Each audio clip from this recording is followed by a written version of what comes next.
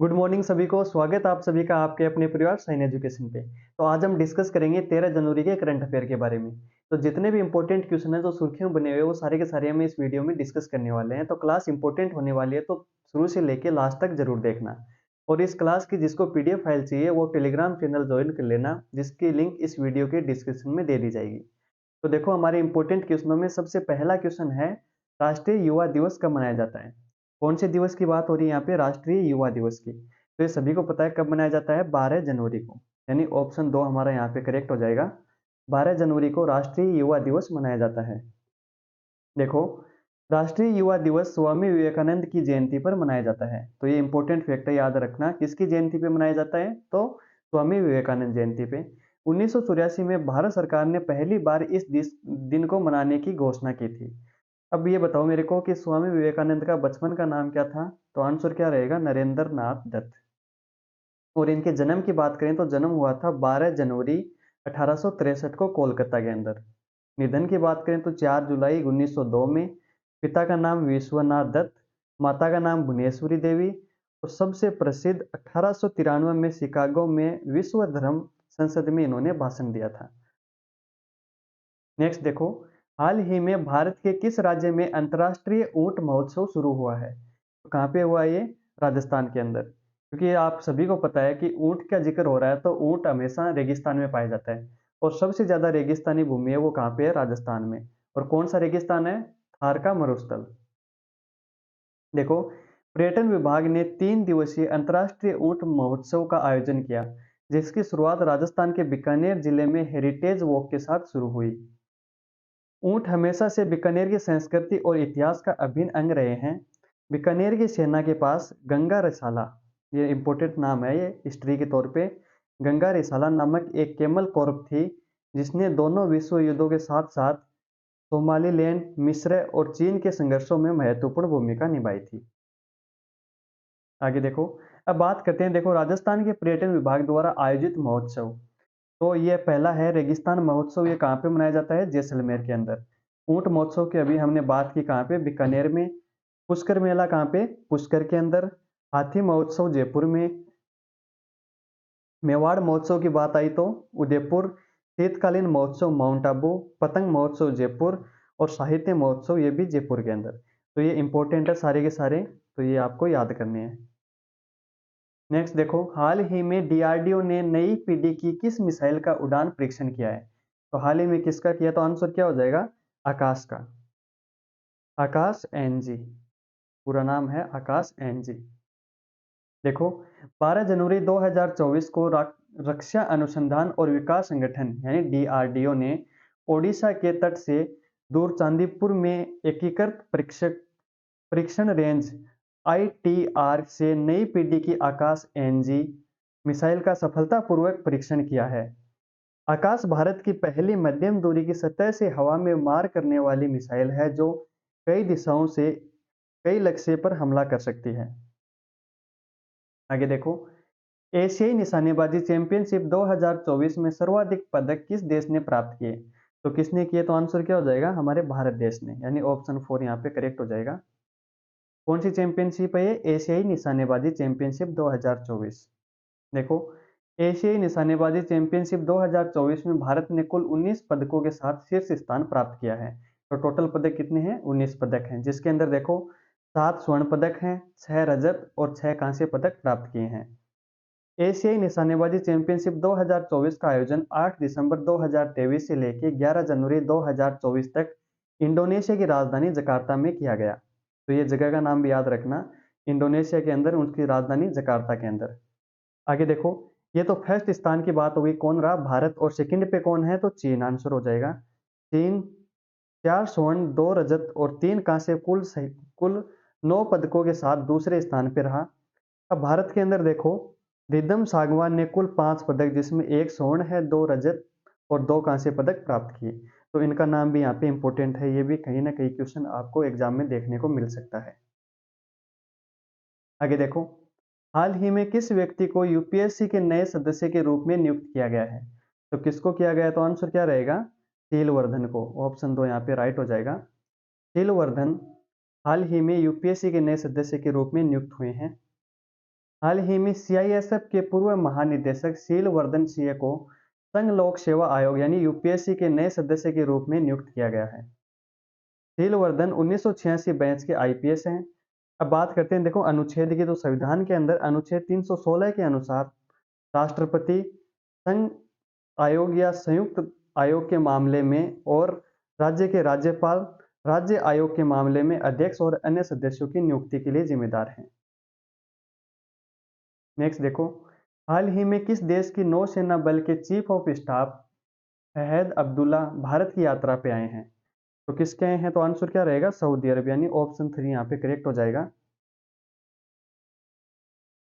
Royal Saudi नौसेना बल के chief of staff admiral Fahd Abdullah SL. Ghofaily 10 से 13 जनवरी 2024 तक 4 दिवसीय आधिकारिक यात्रा पर भारत में हैं। उनका स्वागत साउथ ब्लॉक के लॉन में औपचारिक गार्ड ऑफ ऑनर के साथ किया गया। भारतीय नौसेना के प्रमुख कौन हैं? तो आंसर क्या रहेगा? Admiral R Hari Kumar. ये भी कहीं ना कहीं एग्जाम में पूछा जाने वाला क्वेश्चन है कि भारतीय नौसेना के अभी हाल ही में प्रमुख कौन है? तो आंसर क्या हो जाएगा? Admiral R Hari Kumar. आगे देखो, हाल ही में किस संस्था को उत्कृष्ट उपलब्धि के लिए इंडियन ऑफ द ईयर 2023 से सम्मानित किया गया? तो किस संस्था को किया गया उत्कृष्ट उपलब्धि के लिए? ये नाम याद रखना। तो आंसर हो जाएगा इसरो को, यानी ऑप्शन 1 यहाँ पे करेक्ट हो जाएगा।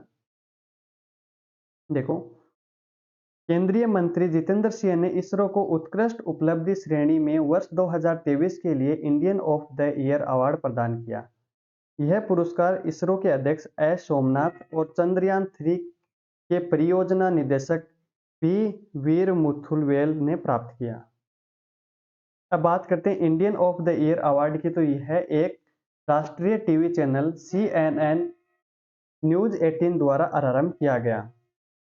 Indian of the year television पुरस्कार 13वां संस्करण 10 जनवरी 2024 को 7 मुख्य श्रेणियों में दिया गया, जिसके अंदर मुख्यतः व्यवसाय, मनोरंजन, खेल, युवा आइकन, उभरते खेल स्टार, सामाजिक परिवर्तन और जलवायु योद्धाओं को शामिल किया गया। तो कल ही हमने डिस्कस किया था कि यहाँ पे शाहरुख खान को भी ये पुरस्कार दिया गया। आगे देखो, हाल ही में CREA के द्वारा जारी रिपोर्ट में वर्ष 2023 में भारत का सबसे प्रदूषित शहर कौन सा रहा? तो आंसर क्या हो जाएगा? बर्नीहाट, यानी ऑप्शन 2 यहाँ पे करेक्ट हो जाएगा। 10 जनवरी 2024 को think tank centre for research on energy and clean air CREA द्वारा जारी एक रिपोर्ट के अनुसार मेघालय का बर्नीहाट भारत के प्रदूषित शहरों की सूची में शीर्ष पर है।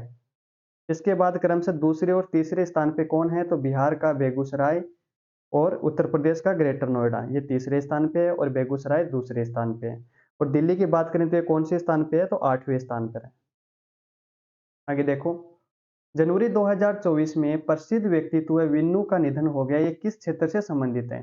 इसका निधन हुआ है विन्नू का, तो ये फिल्म निर्माता है। ऑप्शन 3 यहाँ पे करेक्ट हो जाएगा।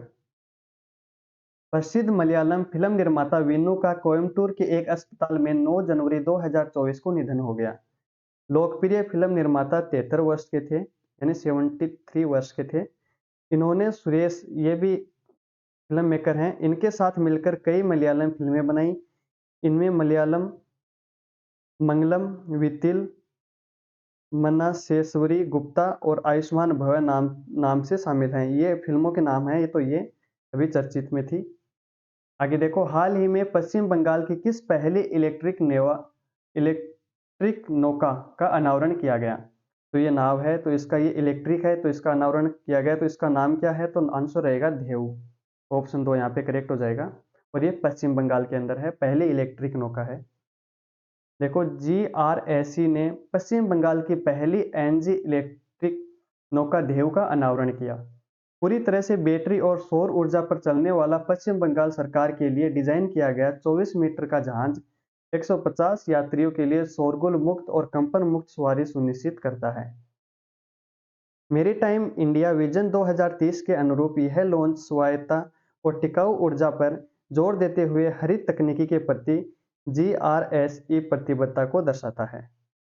नेक्स्ट देखो, हाल ही में कहां पर सबसे लंबी सोलर लाइन स्थापना का विश्व रिकॉर्ड बना है? तो कहाँ पे बना है? तो अयोध्या के अंदर। हाल ही में अयोध्या टॉप मोस्ट में चल रहा है, तो आंसर 3 यहाँ पे करेक्ट हो जाएगा। देखो, अयोध्या ने सबसे लंबी सोलर लाइट लाइन स्थापना का विश्व रिकॉर्ड बनाया है। अयोध्या प्रशासन ने दुनिया की सबसे लंबी सोलर लाइट लाइन स्थापित करके एक रिकॉर्ड बनाया है, जो गुप्तार घाट से झुनकी घाट और आगे नया घाट तक घाटों को जोड़ता है। इस परियोजना में पहले से खंडित घाटों को निर्बाध रूप से जोड़ना शामिल है, जो प्राण प्रतिष्ठा समारोह से पहले अयोध्या प्रशासन की एक अग्रणी पहल को दर्शाता है। अब मेरे को ये बताओ कि जो मंदिर में प्राण प्रतिष्ठा समारोह हो रहा है, ये कब होगा? इसका आंसर आप कमेंट बॉक्स में जरूर बताना।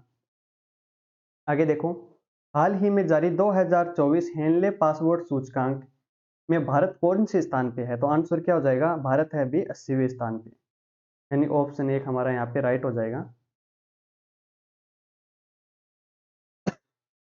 France, Italy, Germany, Spain, Japan और सिंगापुर 194 गंतव्यों तक वीजा मुक्त पहुंच के साथ सबसे आगे हैं। भारत 62 गंतव्यों तक वीजा मुक्त पहुंच की पेशकश करते हुए 80वें स्थान पे हैं। 2006 के बाद औसत वीजा मुक्त गंतव्य लगभग दोगुना हो गया है। संयुक्त अरब अमीरात पिछले दशक में 44 स्थान ऊपर चढ़कर अभी 11वें स्थान पर है। यूक्रेन और चीन क्रमशः 32वां और 62वां स्थान हासिल करते हुए महत्वपूर्ण लाभ हुआ है। आगे देखो, हाल ही में किसे बेंगलुरु मेट्रो के प्रबंध निदेशक के रूप में नियुक्त किया है? तो आंसर क्या हो जाएगा? महेश्वर राव, यानी ऑप्शन 3 यहाँ पे करेक्ट हो जाएगा। केंद्रीय आवास और शहरी मामलों के मंत्रालय ने महेश्वर राव को Bengaluru metro rail corporation limited का पूर्णकालीन प्रबंध निदेशक नियुक्त किया है।